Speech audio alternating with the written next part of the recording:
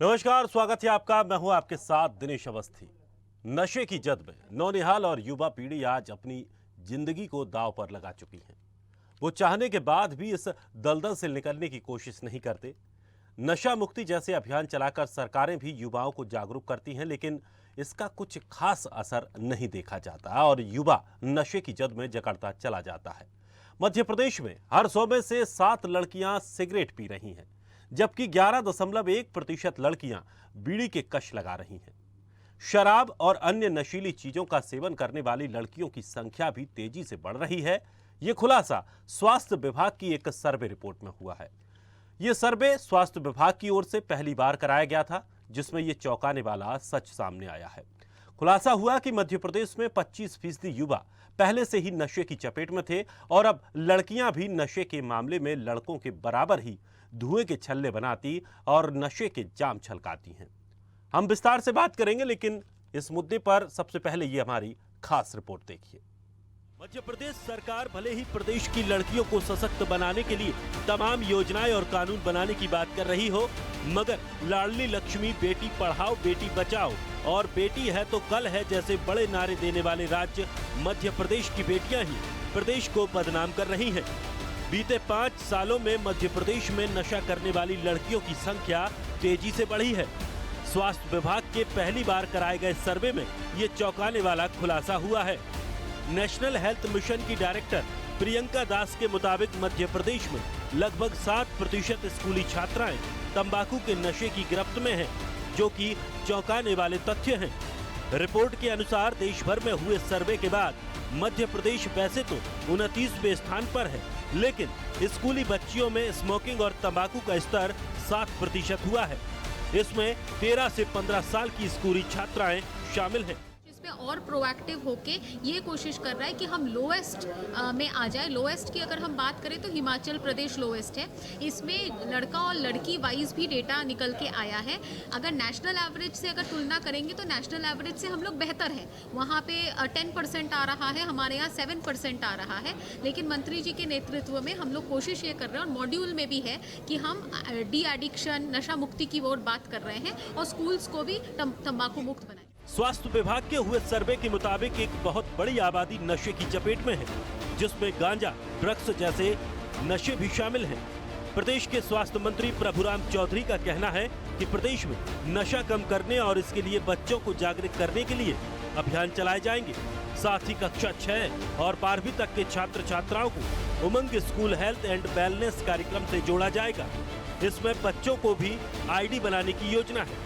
इस कार्यक्रम में बच्चों को स्कूल में ही स्वास्थ्य से जुड़ी जानकारी आसानी से मिल सकेगी। हम लोगों ने जो मॉड्यूल्स तैयार किए हैं 9th, 10th, 11th और 12th क्लास के, जो मध्य प्रदेश के जो स्कूल हैं हमारे, अभी 9th से 12th तक के स्कूलों में ये मॉड्यूल्स लागू करेंगे और सारे जिला स्तर पर भी, जिले में भी हम लोगों ने टीम बनाई है कलेक्टर की अध्यक्षता में और सब डिवीज़न लेवल पर भी SDM की अध्यक्षता में टीम बनाई है, जिसमें हमारे स्वास्थ्य विभाग के, स्कूल शिक्षा विभाग के अधिकारी रहेंगे और जो हमारे स्कूल हैं, स्कूलों में भी 2 शिक्षकों को प्रशिक्षित किया जाएगा और ये मॉड्यूल्स हमारे जो बच्चे हैं उनको हम लोग पढ़ाएंगे, जिससे हमारा जो उमंग हेल्थ एंड वेलनेस जो प्रोग्राम है इसको मध्य प्रदेश में हम लोग लागू करने जा रहे हैं। स्वास्थ्य विभाग की सर्वे रिपोर्ट आते ही सियासत शुरू हो गई है। मध्य प्रदेश में स्मोकिंग के आंकड़ों पर कांग्रेस ने सवाल किया है कि नशा मुक्ति की बात करने वाली मध्य प्रदेश सरकार इस दिशा में क्या काम कर पाई है। तो वहीं बीजेपी का कहना है ये जो सर्वे आया है उसकी स्टडी होनी चाहिए। देखिए, मध्य प्रदेश में 18 सालों से भाजपा की सरकार है। भाजपा जोर जोर से चिल्लाती है हम नशा मुक्ति अभियान चला रहे हैं। एक तरफ शराब नीति ऐसी बनाते हैं कि घर घर शराब पहुंचाते हैं, दूसरी तरफ बात करते हैं बेटी बचाओ बेटी पढ़ाओ की, लाडली लक्ष्मी योजना की, और स्वास्थ्य विभाग एक ऐसे आंकड़े प्रस्तुत कर रहा है जिसमें ये बताया जा रहा है कि प्रदेश में लड़कियां जो है वो सबसे ज़्यादा शराब का नशा, सिगरेट का नशा सबसे ज़्यादा करती हैं। तो ऐसी स्थिति में मेरा सरकार से यही सवाल है कि जब आपने ये आंकड़े जुटाए तो इस आंकड़े जुटाने में आपने क्या किया, किस तरीके का सर्वे कराया जिससे आपको ये सामने निकल कर आया कि लड़कियां सबसे ज़्यादा सिगरेट और नशा करती हैं। देखिए, मध्य प्रदेश की जो सरकार है वो जनता के हित में कई प्रकार के निर्णय लेती है, कई प्रकार के अभियान चलाती है और किसी भी प्रकार का जो नशा हो, चाहे सूखा हो या मदिरा हो, उसको लेकर सरकार लगातार ग्राउंड पर लोगों को जागरूक करती रहती है। ये आंकड़े क्या आए हैं, कैसे आए हैं, उसको स्टडी करने की आवश्यकता है, पर निश्चित तौर पर मुझे लगता है कि समाज को इससे चेतना चाहिए। जो लोग इन सब का सेवन करते हैं उस पर भी एक कॉशन दिया रहता है कि ये सेहत के लिए हानिकारक है, वो अपनी स्वयं की सेहत के साथ खिलवाड़ ना करें और समय रहते इन सब चीज़ों को त्याग दें। लड़कियों में बढ़ रही नशाखोरी की इस लत के ताजा आंकड़ों ने स्वास्थ्य विभाग के साथ साथ सरकार की भी नींद उड़ा दी है। अब स्वास्थ्य विभाग जन जागरूकता अभियान चलाकर युवाओं को जागरूक करने की तैयारी कर रहा है।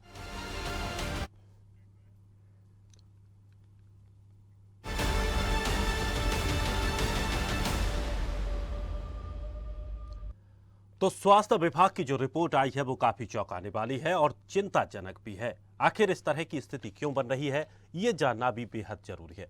चलिए आज इसी विषय पर हम चर्चा करेंगे। मेहमानों से आपका परिचय कराते हैं। हमारे साथ डॉक्टर रूमा भट्टाचार्य, मनोचिकित्सक, डॉक्टर सत्यकांत त्रिवेदी, मनोचिकित्सक, और बलवंत सिंह रघुवंशी, समाज से भी हमारे साथ जुड़ गए हैं। सभी मेहमानों का स्वदेश के इस खास कार्यक्रम में बहुत बहुत स्वागत है। सबसे पहले डॉक्टर रूमा भट्टाचार्य, आपसे जानना चाहेंगे कि जिस तरह से जो एक स्वास्थ्य विभाग ने एक रिपोर्ट जारी की है जिसमें मध्य प्रदेश में ये कहा जा रहा है कि जो लड़कियां हैं उनमें नशे की लत बढ़ रही है और वो ज्यादा प्रभावित हैं, क्या इसकी वजह निकलकर सामने आ सकती है या हम क्या मान सकते हैं? आखिर लड़कियां नशे की ओर क्यों जा रही हैं?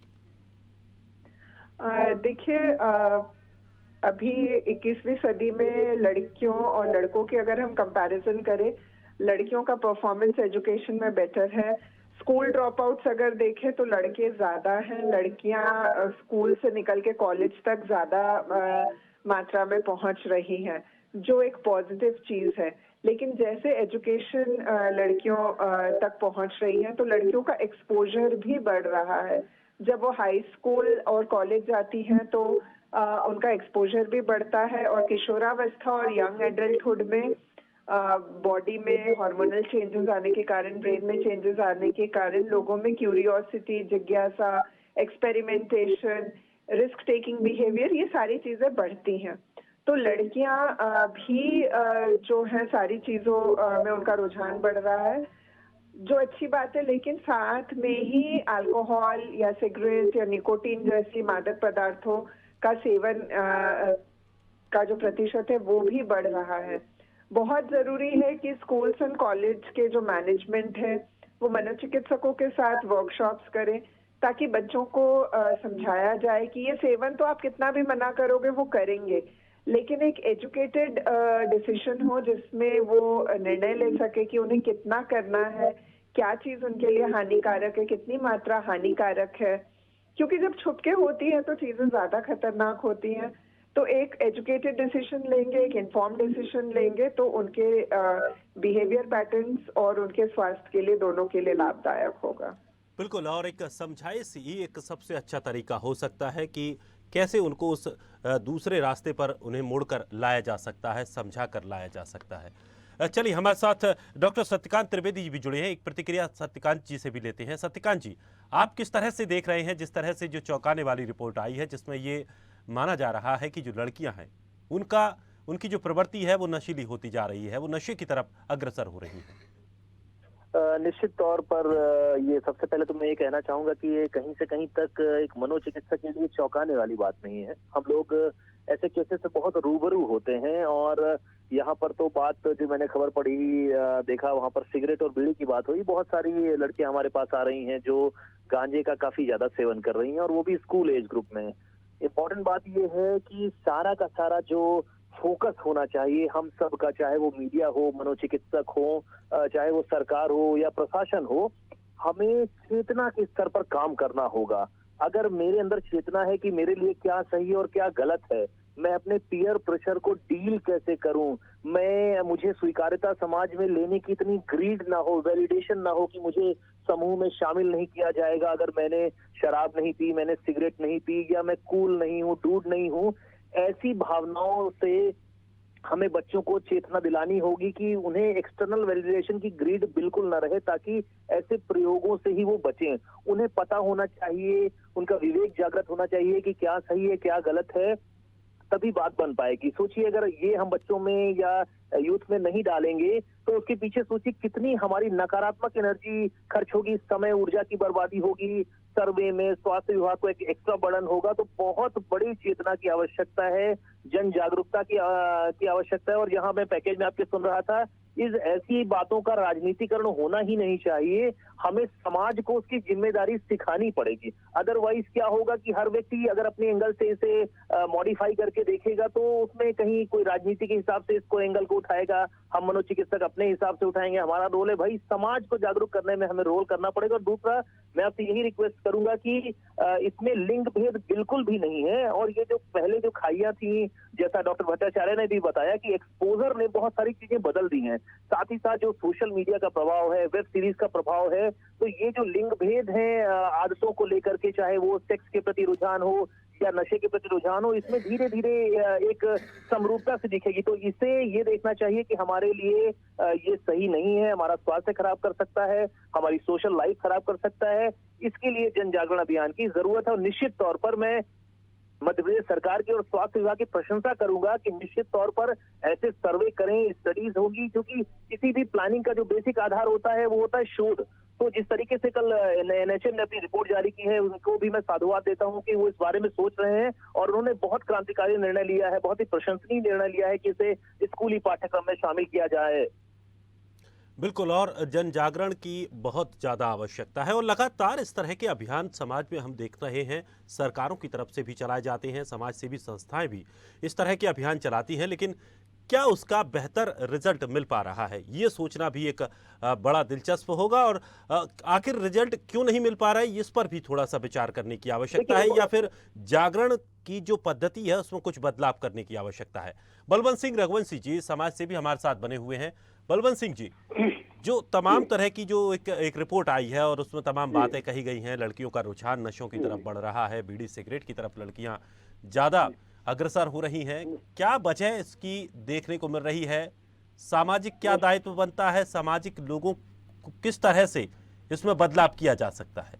जी, निश्चित रूप से आज के वर्तमान युग में जो हॉस्टल प्रथा चली है, पेरेंट्स अपने बच्चों को बाहर पढ़ने भेजते हैं अच्छे के लिए, उनके भविष्य उज्जवल बने, लेकिन वहीं वो बच्चियां या बच्चे, इसमें लिंग भेद की बात डॉक्टर साहब ने कही, निश्चित रूप से मैं इस बात को मानता हूं। लड़के नशे की तरफ बिल्कुल आकर्षित हो रहे हैं। मैं एक स्कूल भी चलाता हूं, हमारे स्कूल में हम समय समय पर यह जागरूक अभियान चलाते हैं। एक भी बच्चा, शायद मेरे 450 बच्चों में एक बच्चा गुटखा नहीं खाता होगा, ये हमने पूरा प्रयास किया है। और हमारे डॉक्टर भट्टाचार्य जी ने कहा कि वो परिवर्तन होता है, निश्चित परिवर्तन होता है, उसके लिए अभियान तो चलते हैं। सरकारी अभियान का कोई फर्क नहीं पड़ता। सरकारी अभियान सिवाय खर्चे के कहीं ना कहीं उसका दुरुपयोग होता है, पैसों की बर्बादी होती है। मेरा इसमें सुझाव है सरकार को और संबंधित क्षेत्र के पुलिस अधिकारियों को, जहां जहां हॉस्टल्स हैं उन पर यदि छापे डाले जाएं तो आपको नशे की एक से एक चीजें मिल जाएंगी। सिर्फ गांजा और बीड़ी सिगरेट की बात नहीं है, बड़े बड़े नशीले पदार्थ के वहां स्टॉक मिल जाएंगे हॉस्टलों में। तो मेरा सुझाव है आपके चैनल के माध्यम से, पहले तो आपके चैनल को साधुवाद, जो आपने एक बहुत बढ़िया विषय उठाया है। निश्चित रूप से आज हम बहुत 21वीं सदी की ओर बढ़ रहे हैं, वहीं दूसरी ओर हमारे बच्चे, हमारे युवा, जिन पे हमें नाज होना चाहिए, आज हम दुख व्यक्त कर रहे हैं। हम समाज सेवी संस्था के नाते आपके चैनल के माध्यम से, ऐसे विभिन्न चैनल्स, हम सबको इसके लिए जागरूक करना पड़ेगा। और जगह जगह पर कुछ होटल्स हैं, कुछ दुकान है, आपने वो चेतावनी जरूर लिखी है। दुकान पे मैंने बच्चों को देखा, कई बार मैंने बच्चों को टोका, तो दुकानदार बोलते हैं साहब हमारा बिजनेस क्यों खराब कर रहे हो। तो उन दुकानदारों को भी हमें जागरूक करना होगा कि वो छोटे बच्चों को बीड़ी सिगरेट जर्दे के जो आइटम है वो ना दें। इसके लिए सबको जागरूक होना पड़ेगा। सरकार को मैं तो अभियान चलाए ना चलाएं, उनको एक अभियान जरूर चलाना चाहिए कि जितने हॉस्टल्स हैं, जितनी जो दुकानों पे, इंदरपुरी में देख लीजिए, एमपी नगर में देख लीजिए, शाम को मजमा लगा रहता है, बच्चे कॉफी पी रहे हैं, वो कॉफी के साथ सिगरेट के कस छल्ले उड़ाते हैं। आप वन विहार चले जाइए, जो अपना कौन सा वो पाइप है, पानी अपना तालाब किनारा, वहाँ बच्चियां शाम को छल्ले उड़ाते दिख जाएंगे आपको, बच्चे बच्ची दोनों।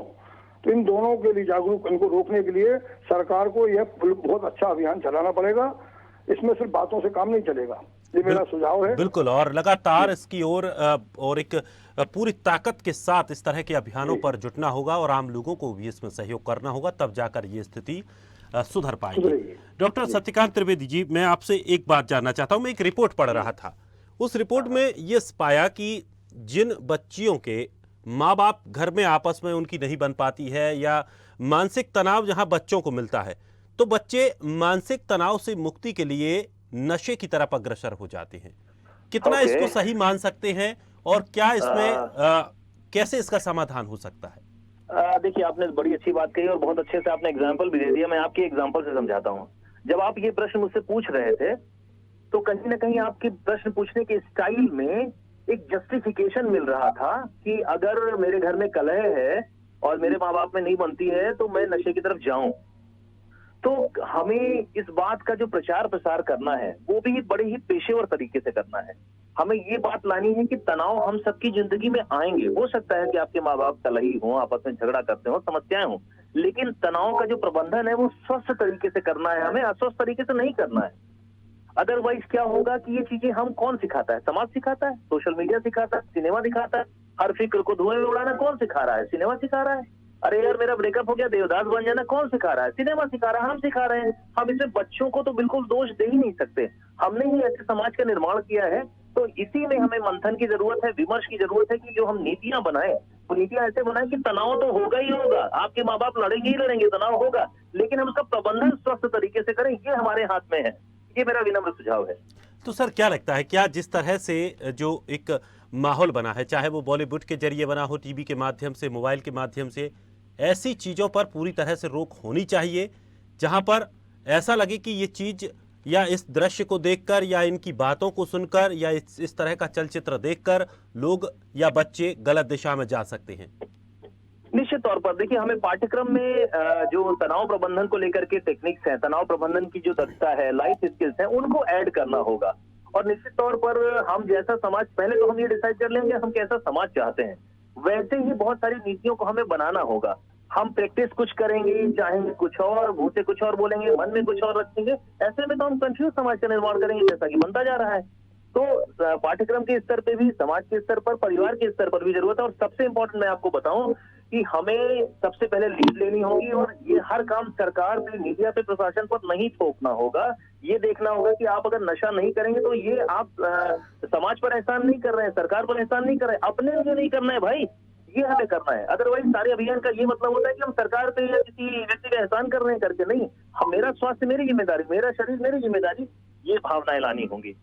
सर एक चीज और, जिस तरह से हम एक चेहरा देखते हैं या एक तरफ लोग ये कहते हैं या बच्चे ये कहते हैं कि वो परिवार से परेशान है, प्रताड़ित हैं या मानसिक रूप से वो परेशान है, टेंशन में है और इस तरह से वो नशे का सेवन करते हैं जिससे शायद उन्हें राहत मिलती हो। ये डिफेंस है, ये डिफेंस है, ये साइकोलॉजिकल डिफेंस है। हमें बच्चों को यही मैं कह रहा हूँ कि सिखाना होगा कि तनाव तो आपकी जिंदगी में रहेगा ही रहेगा। जी, आपके पास माँ बाप का तनाव नहीं होगा तो टीचर का तनाव आप लेंगे, आप बोलेंगे मैं पढ़ाई के लिए कर रहा था, नहीं, तनाव आएगा, बट तनाव की हैंडलिंग इंपॉर्टेंट है स्वस्थ तरीके से। लेकिन सर इसका दूसरा पक्ष, को नहीं बदल सकते। लेकिन सर मैं इसके दूसरे पक्ष के बारे में बोलना चाह रहा हूँ। दूसरा पक्ष ये कि जिस तरह से एक फैशन बन चुका है कि जो एक नया कल्चर डेवलप हुआ है जहां ज़्यादा पैसे वाले बच्चे पढ़ते हैं या बहुत बड़ी एक सोसाइटी होती है, वहाँ एक फैशन हो चुका है कि लड़कियां आमतौर पर सिगरेट भी पीती हैं, शराब भी पीती हैं और तमाम तरह का उनका हुक्म होता रहता है। तो क्या उसकी वजह से और लोग भी प्रभावित होते हैं और उसको किस तरह से रोका जा सकता है? क्योंकि उन लोगों के लिए सामाजिकता या प्रशासनिक तौर पर उनको कोई मजबूर नहीं कर सकता। वो इतने सशक्त होते हैं आर्थिक तौर पर कि वो आपकी इन चीजों पर ध्यान नहीं देंगे, वो उनकी मर्जी जो होगी, उनके मन में जो होगा वो करेंगे। देखिए, इसलिए मैंने आपसे शुरुआती दौर में विवेक शब्द का उल्लेख किया। भाई, विवेक का मतलब है हम अपनी बुद्धि का उपयोग कैसे करें सबके। लेकिन आप इसका उलट भी देखिए, बहुत सारे लोग आर्थिक रूप से सक्षम है, सारी स्वतंत्रताएं वो लोग नहीं भी करते हैं। तो कहीं ना कहीं जो डिसीजन मेकिंग है वो हमारे विवेक पर निर्भर करती है। तो क्यों ना हम ऐसे समाज का निर्माण करने की कोशिश करें जिसकी शुरुआत हम अपने परिवार से करें, जहां पर बच्चों के पास सारी सुख सुविधाएं होने का ये मतलब नहीं है कि वो उसका नशे में ही उपयोग करें। विवेकवान हम बनाएंगे तो उनके डिसीजन गड़बड़ नहीं होंगे। यहाँ पर काम करने की जरूरत होगी और परिवार के स्तर पर काम करनी होगी। और जब तक मैं ये नहीं समझूंगा कि मेरी जवाबदारी है, तब तक इसमें सरकार, मीडिया, डॉक्टर, मनोचिकित्सक कुछ भी नहीं कर सकते। हमारी रिस्पॉन्सिबिलिटी हमारी होनी चाहिए। इसी मूल मंत्र को मैं प्रोपोगेट करना चाहता हूँ आपके माध्यम से। अच्छा, डॉक्टर सत्यकांत, एक बात और जानना चाहेंगे, उम्र को लेकर किस तरह से हम इसे समझ सकते हैं कि मतलब क्या वो उम्र रहती है जब हम इस तरह की, या बच्चे जो हैं वो इस तरह की आदतों पर जाने को मजबूर होते हैं, या इस तरह की चीजें सीखने की उनकी मंशा होती है, कि एक जागृत होती है उनके देखिए, अंदर भावना टेंडर की माइंड शायद होता मुझे ये है। करके देखना चाहिए। जी हाँ, एक्सपेरिमेंट देखिए, दिमाग हमेशा हमारा चलता रहता है और वो प्रयोग के लिए ही बना है। अब डिपेंड करता है कि हम क्या प्रयोग करते हैं, क्या नहीं करते हैं। जैसे आप देखिए कि पुराने जमाने में मूवीज बनती थी कि उसमें जो सोशल फैक्टर्स होते हैं उनका बड़ा प्रभाव होता है, परिवार का बड़ा प्रभाव होता है, आसपास के लोग कैसा बिहेव कर रहे हैं। कई बार तो आपको हास्यास्पद लगेगा, मेरे पास कई पेशेंट्स ऐसे आते हैं जो बोलते हैं कि सर मेरा भाई है 360 ml शराब पीता है, प्लीज इसका इलाज कीजिए। मैंने कहा आपके यहाँ और कौन शराब पीता है? उन्होंने कहा मैं पीता हूँ, लेकिन मैं 180 ml पीता हूँ। तो ये जो है माइंडसेट है, ये भी हमें तोड़ना होगा। हमें खुद एक मॉडल बनना पड़ेगा अपने घर के लिए, समाज के लिए, तब बात आगे बढ़ पाएगी। बिल्कुल सही बात कहा कि शुरुआत खुद से होगी, तब जाकर बदलाव की हम उम्मीद कर सकते हैं। हमारे साथ बलवंत सिंह रघुवंशी जी भी बने हुए हैं। रघुवंशी जी, हमने एक सामाजिक तौर पर, सामाजिक दृष्टिकोण से बहुत सारी चीज़ें जानने की कोशिश की कि किस तरह से बदलाव की आवश्यकता है, किस तरह से जागरूकता की आवश्यकता है। लेकिन अगर प्रशासनिक तौर पर बात करें तो क्या कुछ अभी और ऐसी चीज़ें ज़रूरत हैं जहां प्रतिबंध की भी आवश्यकता है, या कुछ चीज़ें ऐसी हैं जिनको और ज़्यादा थोड़ी सी छूट भी देनी चाहिए? निश्चित रूप से डॉक्टर निशिकांत जी ने जो सुझाव दिया है, मैं उसमें बिल्कुल सहमत हूँ। व्यक्तिगत रूप से, पारिवारिक रूप से ही संस्कार जन्म लेते हैं और संस्कारों की जननी पाठशालाएं होती हैं।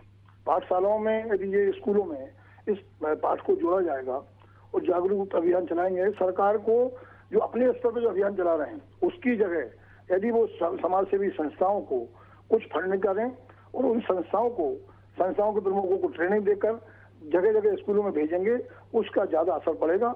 डॉक्टर साहब जैसे लोगों को नेतृत्व दें, निश्चित रूप से वो बच्चों में सुधार आएगा। जहाँ तक आपने कहा प्रतिबंध की बात, प्रतिबंध मैंने कहा होस्टल्स पर सतत निगरानी रखना पड़ेगी। जो सार्वजनिक स्थान है, होटल्स हैं, चाय नाश्ते के रेस्टोरेंट हैं, उन पे हमको शाम की टाइम यदि सरकार के नुमाइंदे, पुलिस के अधिकारी नजर रखेंगे, मीडिया चैनल्स कभी कभी पहुंच जाए, उनकी शूटिंग कर लें, तो उससे उनको शर्म भी आएगी। डॉक्टर साहब ने कहा ये फैशन बन गया, बिल्कुल आपने कहा था फैशन। आज फैशन के बसीभूत ही बच्चे ज्यादा नशे कर रहे हैं, एक दूसरे के देखा देखी, उससे कोई बेनिफिट नहीं है, ये सब जानते हैं। बच्चे पूरे समझदार हैं। आपने देखा होगा अभी श्रद्धा हत्याकांड हुआ है, उसमें भी बच्ची ने अपने माँ बाप की बात नहीं मानी। तो परिवार भी समझाने की पूरी कोशिश करता है। कोई माँ बाप नहीं चाहेगा मेरा बच्चा नशे की तरफ जाए, वो बराबर कोशिश करते हैं संस्कार देने की। लेकिन हम लोगों को जो सामाजिक क्षेत्र में काम करते हैं, चैनल से हमारे, जैसे आपने एक जो मुद्दा उठाया है, मैं पुनः आपको धन्यवाद दूंगा। डॉक्टर साहब के विचार शुद्ध हैं। ऐसे लोगों को, हम लोगों को मिलकर संयुक्त अभियान चलाना पड़ेगा। निश्चित रूप से बच्चों में जैसा कच्चे घड़े होते हैं, उनको जैसा हम ढालेंगे वैसा वो बनेंगे।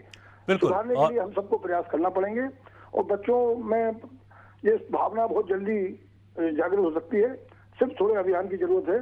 सरकार ईमानदारी से यदि काम करे, सरकार के नुमाइंदे जो अधिकारी जिनको ड्यूटी दी जाती है वो सिर्फ उसको पैसा कमाने का जरिया बना लेते हैं, तो वो अभियान धरातल पे नहीं जा पाता, जिसके डिसएडवांटेज हमको देखने को मिल रहे हैं। स्वास्थ्य विभाग की रिपोर्ट बिल्कुल सच्चे रूप से सरकार के कान को तो खोल ही रही है, हम सबको भी व्यथित कर रही है। और इस व्यथा में यदि हम शामिल हो सकें तो आप अपना सौभाग्य मानेंगे। उन बच्चों के बिल्कुल, और हम इस चैनल के माध्यम से, हम इस कार्यक्रम के माध्यम से सभी लोगों से ये अपील करेंगे, समाज के लोगों से अपील करेंगे कि सबसे पहले शुरुआत अपने आप से कीजिए, अपने आप को सुधारिए, अपने घर को सुधारिए, आसपास धीरे धीरे सारी चीज़ें अपने आप सुधरती चली जाएंगी और इस तरह की जो नकारात्मकता है, या यूं कहें कि एक तरह की ये बीमारी है, सामाजिक बीमारी है, उसको जड़ से मिटाया जा सकता है। बहुत बहुत शुक्रिया बलवंत सिंह रघुवंशी जी हमारे साथ जुड़ने के लिए। डॉक्टर सत्यकांत त्रिवेदी, डॉक्टर उमा भट्टाचार्य, आप सभी लोग जुड़े और बहुत बड़ी महत्वपूर्ण बातें आपने बताई। तो दोस्तों, नशा छोड़ने के लिए सबसे पहले अपने मन पर काबू करना जरूरी है। अगर इंसान ठान ले तो नशे की लत को छोड़ना मुश्किल नहीं है, लेकिन इसके लिए युवाओं को खुद आगे आना होगा। लेकिन इसके उलट अब बच्चे, युवाओं के साथ ही युवतियों में नशे की लत देखी जा रही है, जो कि न सिर्फ समाज के लिए चिंता का विषय है, बल्कि सरकारों को भी आगे आकर इस पर ध्यान देना होगा। इस खास कार्यक्रम में इतना ही। ताजा तरीन खबरों के लिए आप बने रहिए स्वदेश के साथ। सबसे पहले देश।